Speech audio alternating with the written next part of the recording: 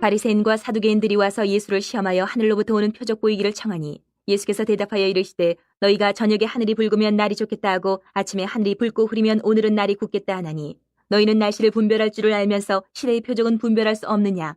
악하고 음란한 세대가 표적을 구하나 요나의 표적밖에는 보여줄 표적이 없느니라 하시고 그들을 떠나가시니라. 제자들이 건너편으로 갈새 떡 가져가기를 잊었더니 예수께서 이르시되 삼가 바리새인과 사두개인들의 누룩을 주의하라 하시니 제자들이 서로 논의하여 이르되 우리가 떡을 가져오지 아니하였도다 하거늘 예수께서 아시고 이르시되 믿음이 작은 자들아 어찌 떡이 없으므로 서로 논의하느냐. 너희가 아직도 깨닫지 못하느냐. 떡 5개로 5,000명을 먹이고 주운 것이 몇 바구니며 떡 7개로 4,000명을 먹이고 주운 것이 몇 광줄이었는지를 기억하지 못하느냐. 어찌 내 말한 것이 떡에 관함이 아닌 줄을 깨닫지 못하느냐. 오직 바리새인과 사두개인들의 누룩을 주의하라 하시니 그제서야 제자들이 떡의 누룩이 아니요 바리새인과 사두개인들의 교훈을 삼가라고 말씀하신 줄을 깨달으니라. 예수께서 빌립보 가이사랴 지방에 이르러 제자들에게 물어 이르시되 사람들이 인자를 누구라 하느냐.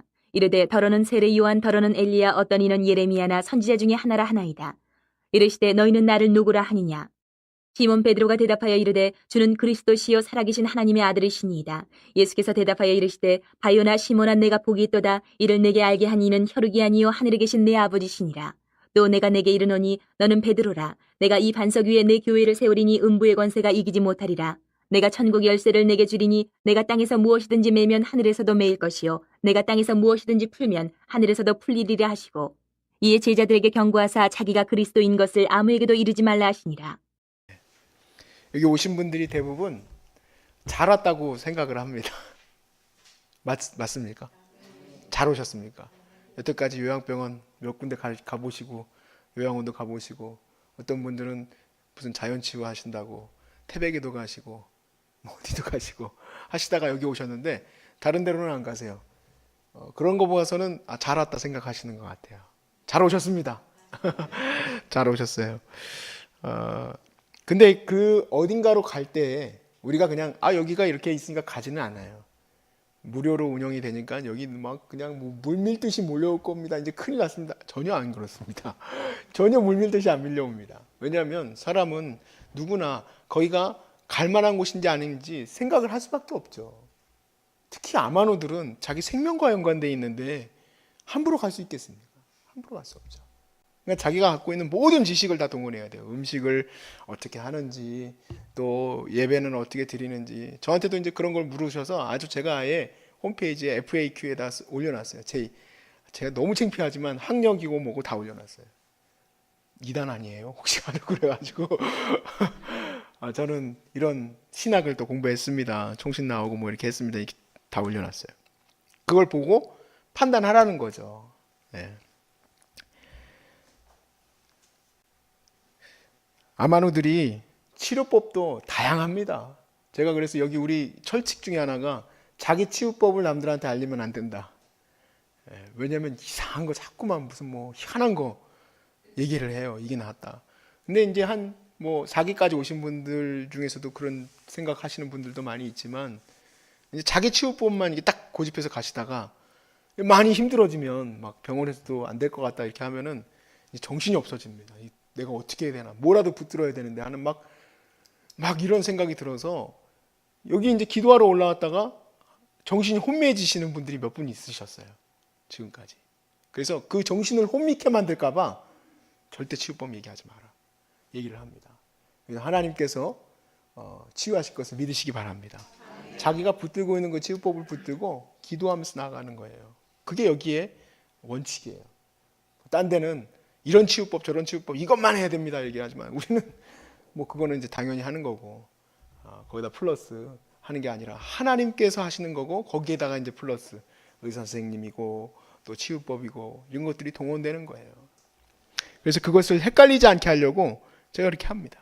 근데 그 치유법을 선택할 때도 그냥 내가 A, B, C, D 중에서 내가 뭐 할까 그렇게 선택한 사람 없어요. 열심히 공부하고 나름대로 파악을 해가지고 이 방법이 됐든 저 방법이 됐든 항암이 됐든 방사선이 됐든 그것을 선택을 합니다. 여러분 그것을 선택할 때 우리 특별히 이 소중한 사람들을 생각해 보면은 사람들이 이런 어떤 질병이나 또 죽음의 위협 앞에서는 함부로 선택하는 법이 없죠. 아주 그냥 철저하게 그것을 파악을 합니다. 그런데 오늘 예수님이 말씀하신 이 본문에서는 그냥 이 정도의 목숨의 문제가 아닙니다.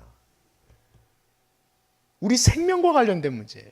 그냥 내가 잠시 살다가 죽는 그 정도가 아니라 영원한 생명과 관련된 분별에 대해서 얘기를 하세요. 세 가지를 얘기하시는데 세 가지 분별을 여러분이 잘 해냄으로써 하나님 나라의 영광을 누릴 수 있길 주의 이름으로 축복합니다. 다른 것들은 그렇게 중요한 게 아니라는 것을 깨닫게 돼요. 이 세 가지의 분별. 첫 번째 분별은 바리새인과 사두개인들이 와서 예수님을 시험하여 하늘로부터 오는 표적을 보여달라고 요청하는 사건에서부터 시작됩니다. 하늘로부터 오는 표적을 보여달라는 이유가 뭘까요? 그것은 예수님이 실제로 우리에게 영원한 생명을 주실 구원자냐는 것을 알기 위해서 물어보는 거겠죠. 근데 그런 어떤 선한 의도는 아닙니다. 이 시험이라는 말 자체가 예수님이 그렇게 보여주셨을 때 아이고 예수님이 우리의 구주시군요, 따라가야겠습니다, 그런 의도가 아닙니다. 그래서 예수님이 그런 표적을 구하는 사람들에게 이렇게 대답을 하세요. 물론 표적을 보여주실 수 있겠죠. 그렇지만 그 표적이 목적이 아닌 거예요. 저도 그랬습니다만 믿음이 연약할 때는 막 그런 기도도 했습니다. 너무 이제 어렵고 힘드니까, 우리 집이 가난하고 어려우니까 그때는 이제 하나님이 왜 이렇게 우리를 가난하게 했나, 살아계시다면서. 너무 힘드니까 하나님 살아계시다면은 저 앞에 있는 사람이 머리가 하얘지게 해주세요. 고등학교 때 기도입니다. 죄송합니다. 하얘집니까? 안 하얘지지. 근데 뭐 기도원이 여기는 뭐 이슬이 내고 여기 그런 것처럼 저도 막 이렇게 막 하나님을 막 강요를 했어요. 하나님 살아계시다면 말이죠, 좀 이렇게 좀 해줘 보십시오. 안 일어나더라고요. 돈 좀 막 갑자기 막 하늘에서 떨어지게 좀 해주십시오. 저희 아버지는 그렇게 기도하고 예수 믿게 됐거든요. 저희 어머니한테 부도가 났으니까 하늘에서 2천만 원만 떨어지게 해달라고 기도를 해라. 어머니가 굉장히 지혜로워요. 하나님이 당신이 올라와서 기도하라고 하더이다. 그래가지고 여기 하늘산에 올라와서 2천만 원 달라고 기도하려고 했다가 그게 중요한 게 아니구나 하고 깨달은 거예요. 이 바리새인과 사두개인들이 표적을 구하는 게 우리의 이 모습하고 똑같아요. 하나님이 살아계신다면 이런 것들을 한번 보여줘 보십시오. 그럼 내가 한번 믿어보겠나이다. 네가 나한테 그런 걸 구하냐? 너희들이 정말 정말 무엇이 중요한지를 깨닫지 못하느냐? 너희가 날씨는 구분할 줄 아는구나. 날씨가 보니까 비가 오겠어. 요즘에는 빅데이터를 통해서 날씨도 충분히 예측을 하죠. 미세먼지가 몇 프로가 될 겁니다까지도 예측을 해요.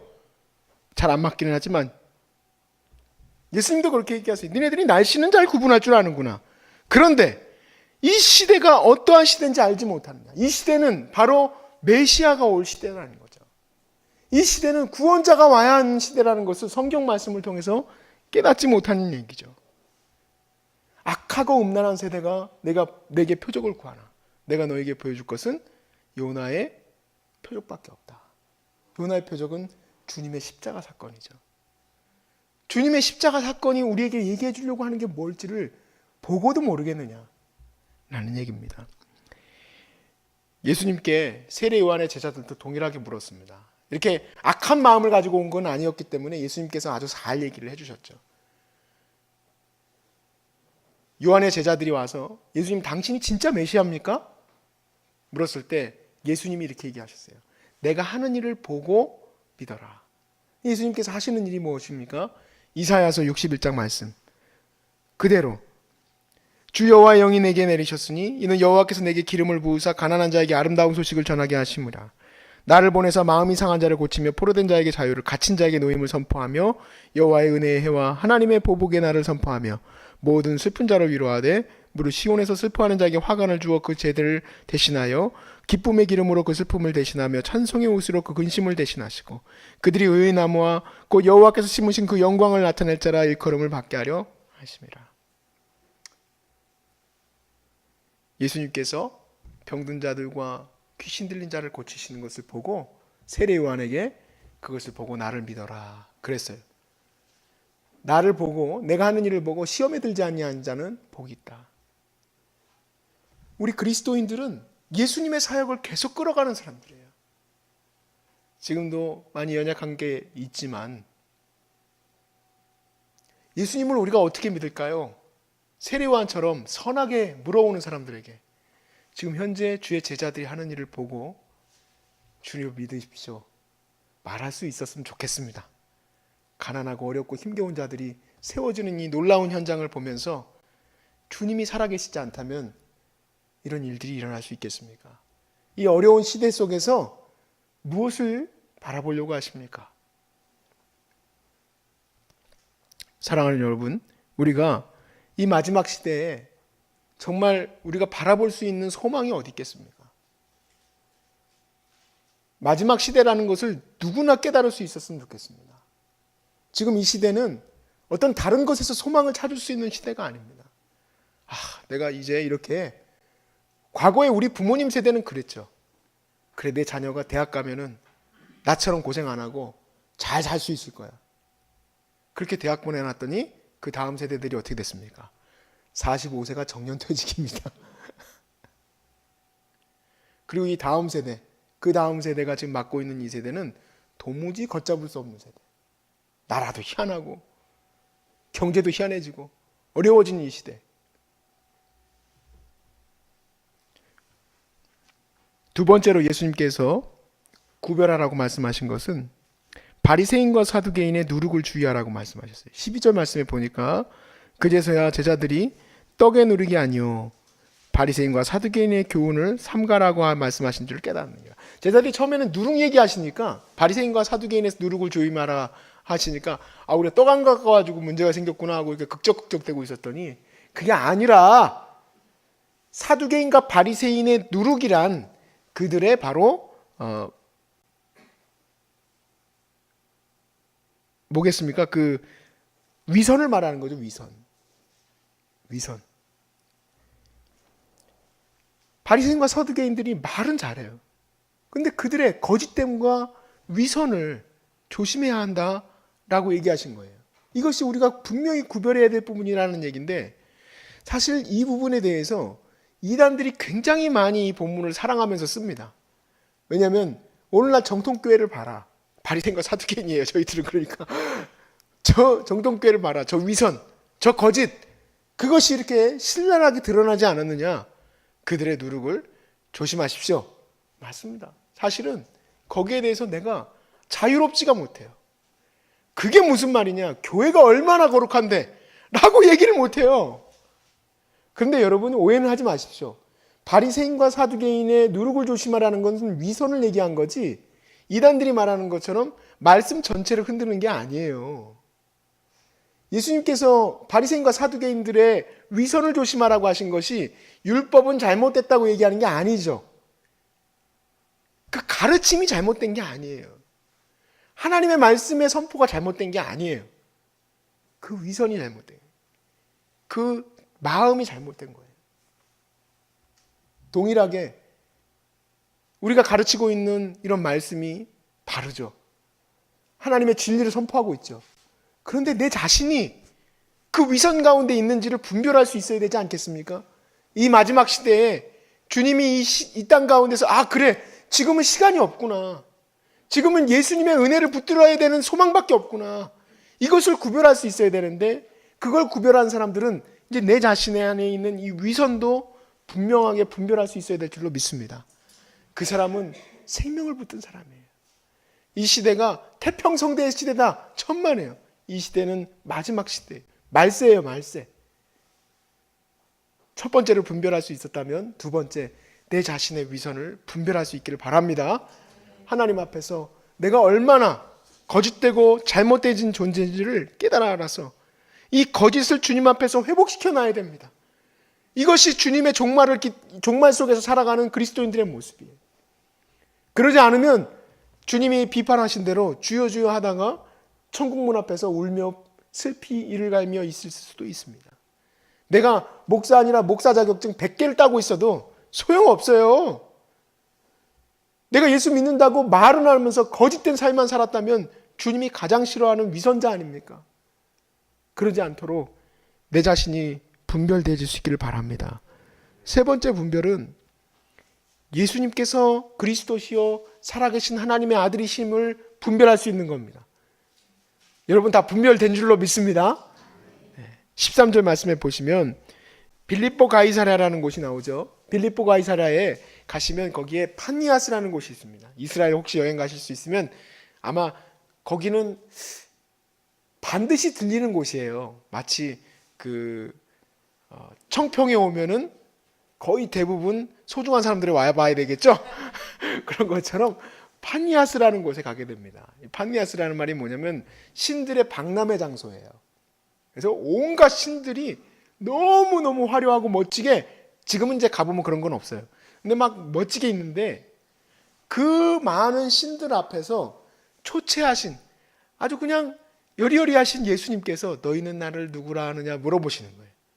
거기에는 제사장들도 온갖 잡신의 그 제사장들과 또 그 신들이 너무너무 화려하고 아주 멋있게, 로마의 그 양식이 얼마나 멋있었겠습니까? 헬라의 그 모든 양식 그대로를 갖고 와서 로마의 그 뭐라고 그럴까, 그 종교하고 이게 같이 연결되어져서 멋진 신전들이 지금도 남아있지 않습니까? 근데 예수님은 아주 볼 것도 없는 분이에요. 근데 그곳에서 특별히 물어보신 거예요. 빌립보 가이사랴에서. 그랬을 때 베드로가 이렇게 대답했습니다. 주는 그리스도시요 살아계신 하나님의 아들이십니다.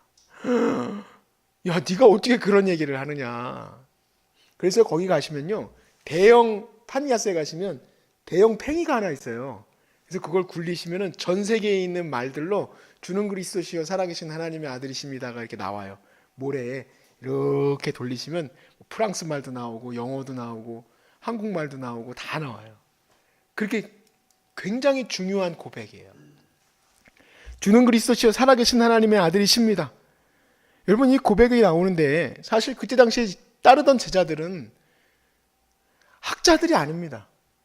신학자도 아니고 어부들이고, 또 그들 가운데서는 그 세례 요한과 같은 아주 거룩을 추구하는 사람들의 제자들도 있었고, 또 그리고 열심당원, 소위 말해서 나라를 회복하자고 하는 광복군 같은 사람들도 있었습니다. 그런 사람들이 예수님은 그리스도시요 살아계신 아들이십니다. 그럼 모든 부류의 사람들이 예수님이 바로 메시아입니다. 주님이 바로 하나님이십니다. 그 고백을 어떻게 할 수 있겠습니까? 자기들끼리 머리를 싸매가지고 보니까 이분이 메시아구나 생각한 게 아니라 지난 시간들 속에서 그분이 바로 메시아이심을 그들이 알게 되었는데, 주님이 이 얘기를 하십니다. 그것을 알게 된 것은 하나님께서 알게 하셨다. 하나님께서. 오늘날 수없이 많은 사람들이 예수님을 나의 구주로 고백하는 것을 아주 정말 귀하게 다들 생각하지만 사실 삶을 살아가다 보면 쉽지 않죠. 그러니까 내가 믿음 가진 것이 때로는 아무것도 아닌 것처럼 보여져요. 아닙니다. 내가 믿음 가진 것은 이미 하나님의 엄청난 역사예요. 성령이 아니고서는 너희가 주라 시인할 자가 아무도 없느니라. 여러분 예수 그리스도를 믿음으로 고백하시죠? 그것부터가 이미 하나님의 엄청난 증거입니다. 내가 믿음으로 고백하는 것이 하나님의 증거예요. 내가 믿음을 가진 것이 하나님께서 내게 많은 것을 주셨는데 모든 것을 주신 것과 같아요. 그래서 17절에 예수께서 대답하여 이르시되 바요나 시몬아 네가 복이 있도다 그랬습니다. 바요나 시몬아 네가 복이 있도다. 이를 너에게 알게 한 것은 혈육이 아니요 네 머리나 네 생각과 네 지식과 네 판단이 아니라 성령으로 그렇게 하셨다. 이 세 가지의 분별은 우리가 영원한 생명을 얻을 수 있느냐 없느냐의 아주 중요한 문제들입니다. 세 가지가 다 구별될 수 있길 바랍니다. 첫 번째, 이 시대가 마지막 시대임을, 이 시대가 주님 없이는 살 수 없음을 깨달아 하시길 주의 이름으로 축복합니다. 두 번째는 내 안에 있는 누룩을, 내 안에 있는 위선을 깨달아 알게 하여 주옵소서.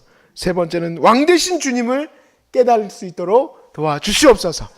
그것이 바로 우리의 생명과 연결되는 것임을 아시길 주의 이름으로 축복합니다. 아멘.